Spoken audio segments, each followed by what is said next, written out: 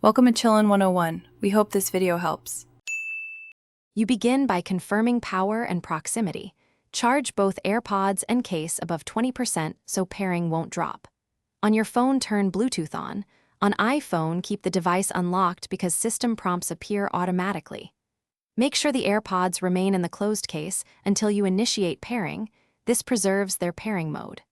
Once done, position the case within a few feet of your phone. This reduces interference and speeds discovery, so the next steps connect cleanly. You now put the AirPods into pairing mode. Open the case lid near the unlocked phone. On iPhone, a pop-up appears Tap Connect. If the prompt doesn't show, press and hold the small button on the back of the case until the status light blinks white.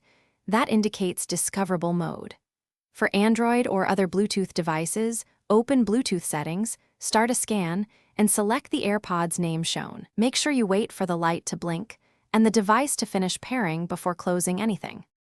You wrap up by following any on-screen steps, accept prompts and choose settings like automatic ear detection or press and hold actions. Once paired, test audio and mic using music or a call so you confirm both sides are working.